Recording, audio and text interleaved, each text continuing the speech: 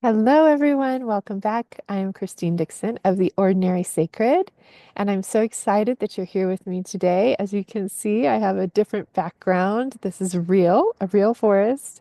We are actually at a campground, and there's fire danger, and so there's no water, but we are boondocking. We have our own water, and we're actually the only people in this campground. So, us and all the wildlife and the beautiful trees. And so, I'm excited because today we're going to talk about our safe spaces, both externally and internally. And so it's really appropriate that I am here in one of my most happy places. I wish you could smell the pine and feel the cool breeze. Hopefully, you can imagine it because we're going to practice that today. Um, I am going over, let's see, chapter 9 in Outshining Trauma by Ralph de la Rosa. And I am going to give you some highlights from this chapter called Refuge. And then I'm going to lead you through an exercise that is not in this book, but to help you sort of create that inner safe refuge space for yourself. So I like that Ralph starts this chapter with a quote from Billie Holiday, um, a great jazz and blues singer. And she says, "Gotta have something to eat, gotta have a little love in your life before you can hold still for anyone's damn sermon on how to behave." So true, right? I mean, if you think of Maslow's hierarchy of needs, right, the classic pyramid, at the foundation is safety, is physical safety and security. And we have these very basic needs for sustenance, right? For food and water and air and physical safety and rest.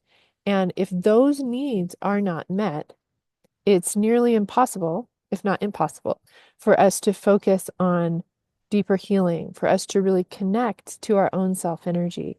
So, creating that safe space on the outside and on the inside is paramount to us being able to do our inner healing, exploration, and self relating.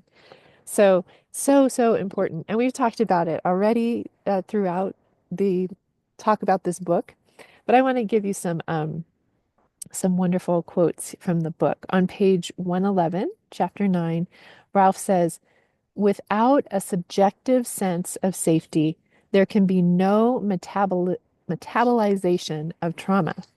Safety, our most primary need, is the most primary thing traumatic experience betrays. Hence, we must re-establish it for ourselves." He goes on and says, "An inner sense of home that helps us alchemize friction, pain, and loss into liberating insight, healing, growth, and altruistic activity." And I love that he uses the word home here. Later, he talks about how the best word that he knows for this safe refuge space is the word home. And he says, imagine home as a place where you walk in the door and you exhale. You sigh because you can be fully yourself, fully authentic. You can burp and fart and sing and dance and talk to yourself and scream and curl up in a ball and cry and rage, get angry. You can tremble with fear. You can shout with joy and excitement. You can be silly, right? And so, spaces where you can be fully you, where you can be fully authentic, whether that's by yourself or perhaps in the presence of a person who fully accepts you as you are, that is a safe space. So, there are times in our lives where the people or the environment around us is not safe and does not feel like home, even if we call it that, or it's our house, right? Maybe there's people there or things in our environment that don't make it a safe space. And I know for me, in my first marriage, which was very unsafe, I had to try, in order to do the inner healing, exploration, and inner relating, I had to find safe spaces within that I could kind of go to and retreat to within the common unsafe environment that I had. So for me, some of those spaces were the bathroom. Bathrooms are really great, in my opinion, because often you can go in by yourself, you can lock a door, and you can just be there for a little bit and maybe emote, maybe cry, maybe um, just feel all the feelings and do it in a safe way. So when I am, often when I go to new places, it's a new person's home or a new town, I always want to know where the bathrooms are because one, I have to use the restroom quite a bit. Um, and so that helps me feel more secure, but also because that is a sanctuary where I can go and be myself. So if we're in a restaurant, say, and somebody says something that really activates my parts and they just want to burst out and my protectors are just holding them down.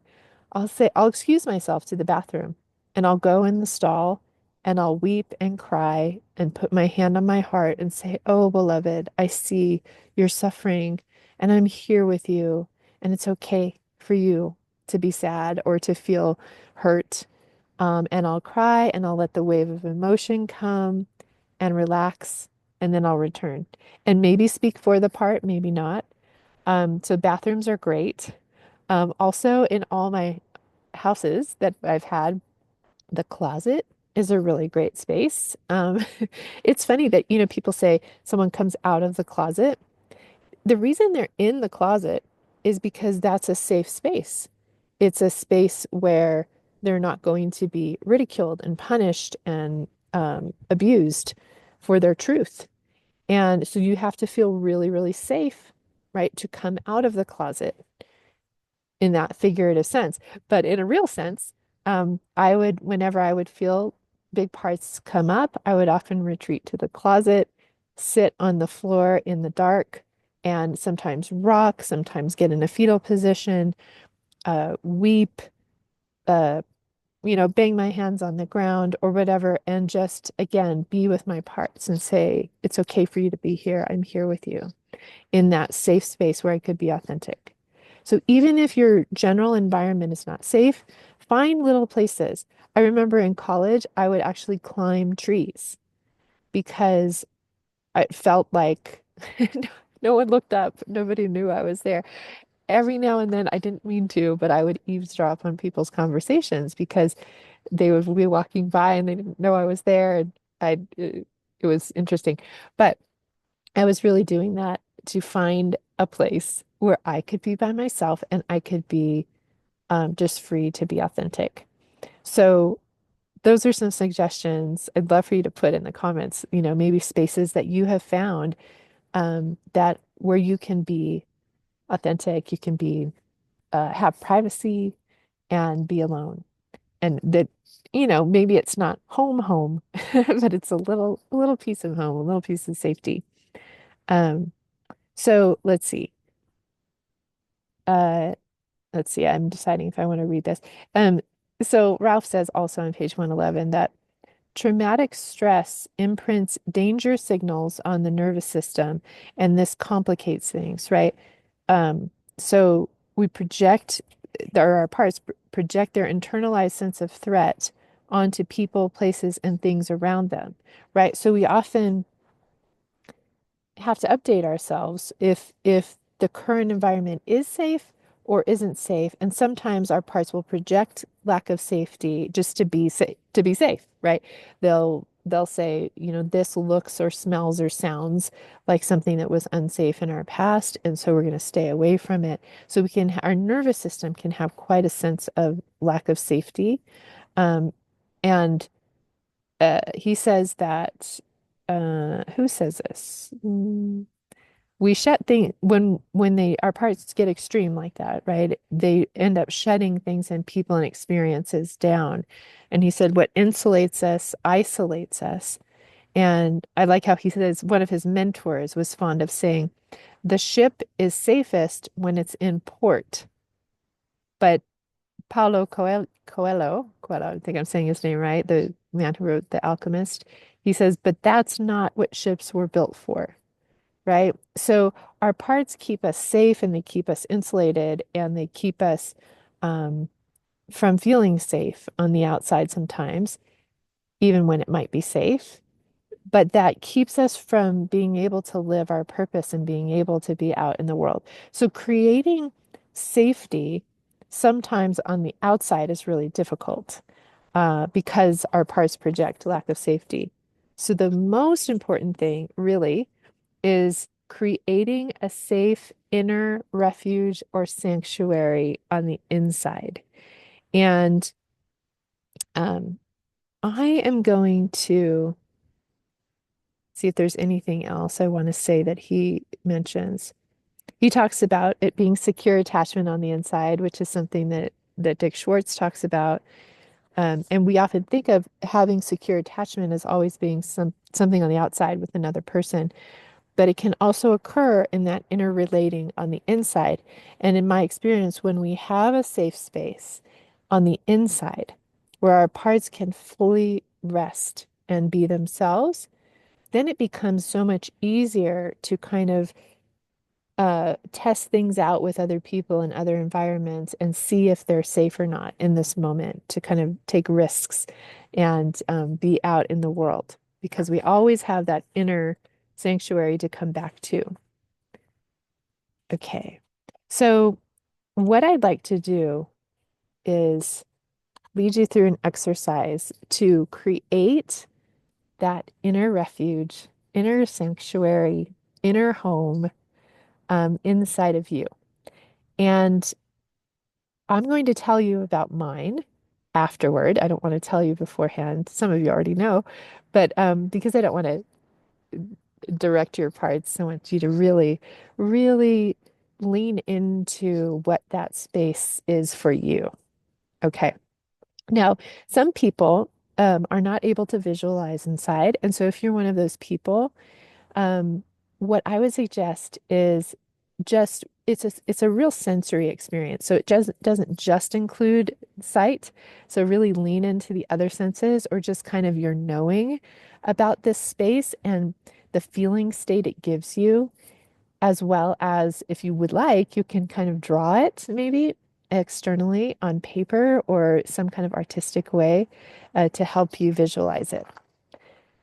Okay, so I invite you to look around you and see if you are safe in this moment, in the space you're in right now, physically.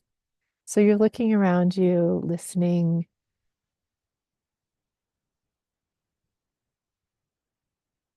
maybe smelling.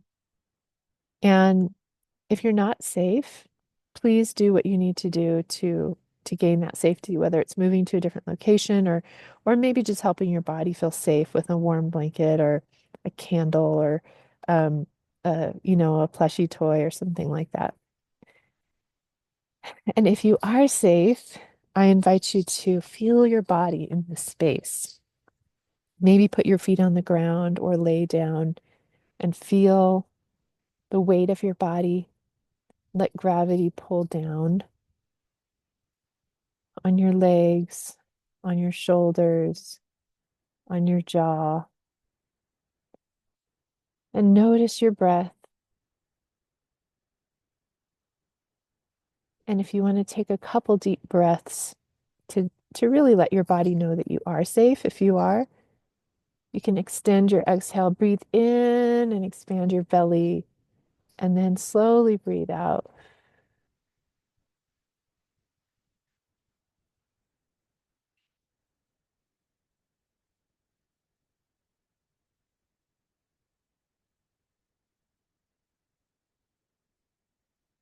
And then just come back to a normal breath. Maybe notice your inhale, the space there, and then exhale, space, inhale, space, exhale, space. And you can count it if you want. 1, 2, 3, 4, with 1 being inhale, two being space, three being exhale, four being space. Or you don't need to count if that's too distracting, but just noticing your breath. And whether your eyes are closed or you have a soft gaze, just make note of where you are in the space locationally. So if you're in a room, just kind of notice, oh, yes, I am on the right north corner or wherever you are. So I'm just picturing myself here in this vast forest. This helps kind of bring your system up to date with where you are now.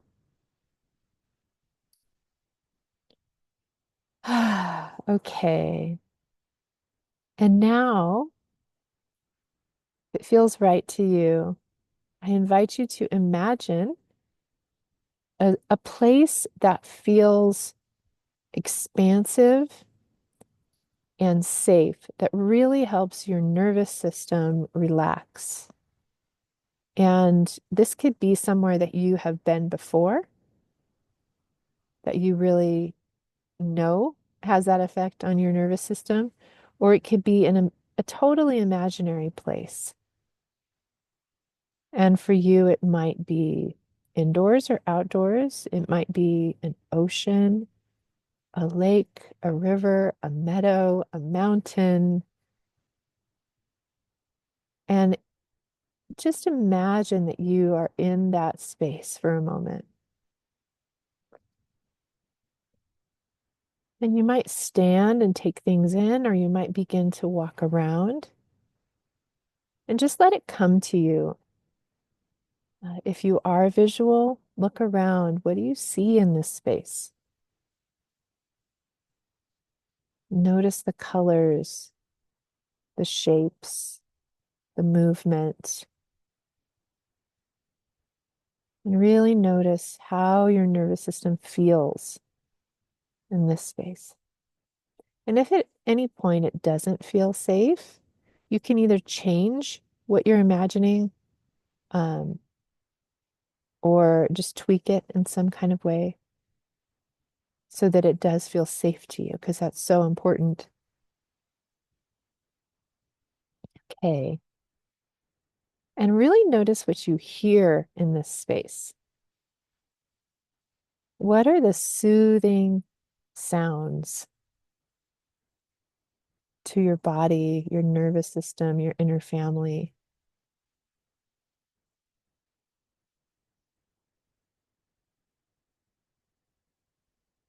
And what do you smell? Take note of that. What does it smell like in this space? Maybe there are natural smells, certain flowers,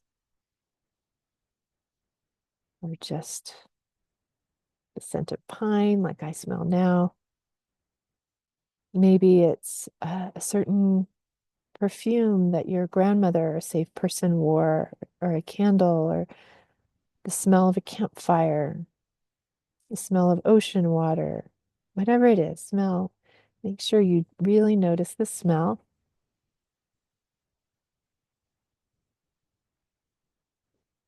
And you might notice taste. You might have a certain taste in your mouth.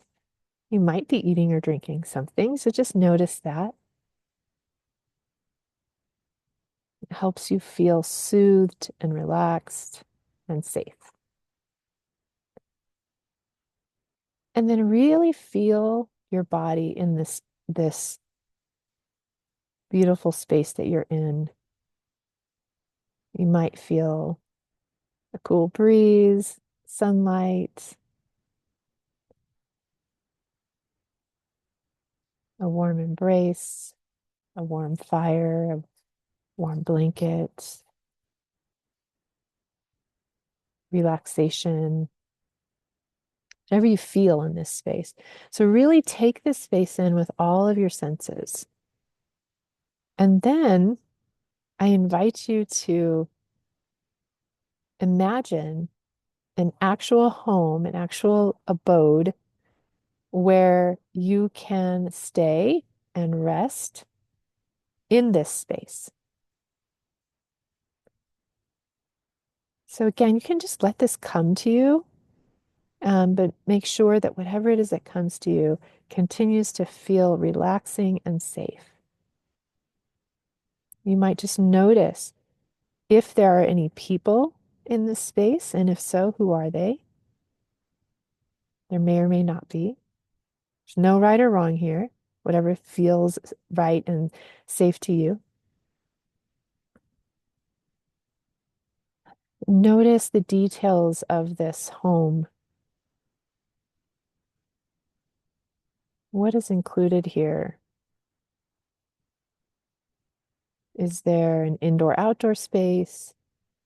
Is like a porch or something like that? Are there many rooms? Is it a small space? What's it made of? Are there things decorating the space? Again, this is your sanctuary. So it doesn't have to be like anyone else's. It's just whatever brings you comfort, peace, joy, expansiveness, relaxation, safety. Okay. And you can continue this. You can always pause and do more. But at this point, I invite you to go to the door of your home and to look out at the expansive space that it is in.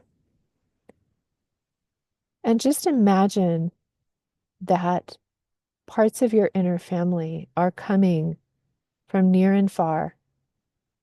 They might be weary. They might have endured a lot. They're travelers, that have traveled really difficult terrain. And you are welcoming them to this space where they can be exactly as they are.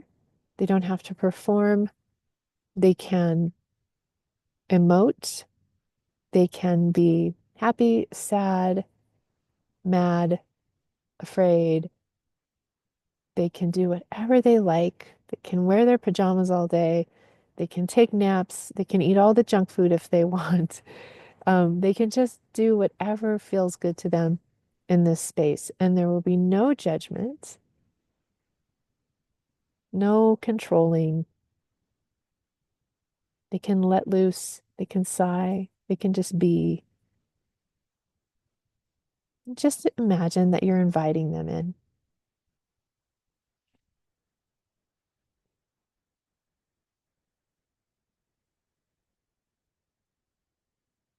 And really take in again this space, this safe space for your inner family.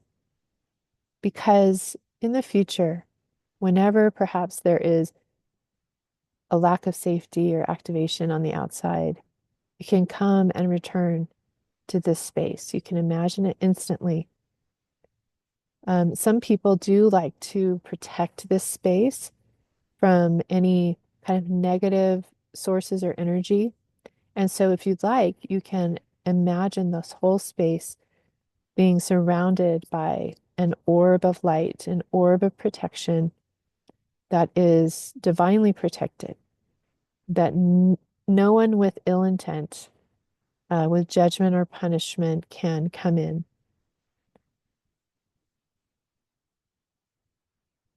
Okay. And then when you are ready, notice your breath. Feel your body in this space. Feel the weight of your body. Come back out into outer space and know that this sanctuary, this refuge, this home, you can go to anytime, anytime you like. And the sun has come out and I feel the beautiful warmth on my skin.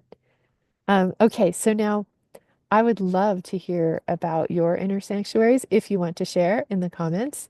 But what I'm going to do is share mine with you. Some of you know this already, but as a child, I would grew up going to Yosemite, which is just one of the most beautiful places in the world. And we would always camp somewhere called Tuolumne Meadows. And it has a beautiful river going through it, and it has a pine forest like this. And there's just a wide, expansive meadow that is just allows my nervous system to rest. So that is where my inner family lives. And I built a big log cabin on the side of the meadow that overlooks the meadow. There's also a river there and lots of pine trees. And my house has a very large porch on the front with a really plush, comfortable, soft, cushioned porch swing. And often, my dear friend Erin, who passed several years ago from cancer, is there on the swing. And I walk in to this cabin, and most often, my grandmother, who was very loving to me in this in the flesh, is baking cookies, and my grandfather is making coffee. So I'm met with the smell of freshly baked cookies and coffee and their delight. And then there is a fire going, and there's these comfortable rocking chairs by the fire. And often my cousin who passed is there.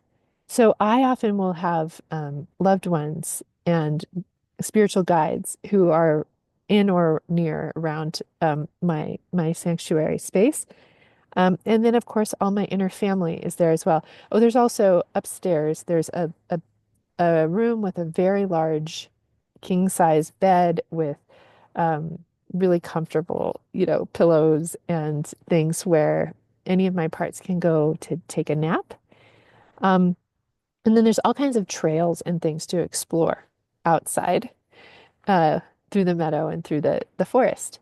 And so often I will just sit on the porch and imagine a part coming through the meadow toward me who needs refuge, who needs help. And sometimes I'll sit with them on the porch or by the fire and just listen to them and let them emote, let them be, whether they're excited about something or they're really distressed about something, right? Other times I'll sit on the steps. There's also steps on the porch and just observe all the parts that I'm aware of. They're often interacting and playing with each other and running around and exploring and climbing trees and doing different things in the meadow in front of me. And I'll just see if anybody wants or needs anything. So that's my space. And again, I would love to hear about yours and see how the exercise goes for you. And then in the coming weeks, when you feel parts get distressed, again, you might go to a closet or a bathroom or somewhere private, go into that inner space and listen to the parts, even if it's just for a minute and a half, and see how that goes for you to help facilitate that inner relating. All right. Okay. So if you have listened this far, go ahead and put in the comments a emoji of a house or it could be like a anything that represents your ideal space. So it could be a tree or a ocean or anything like that, an animal, right? So I also have animals actually in my space. But okay, I'd love to hear again if you want to share in the comments. And I'll see you next time.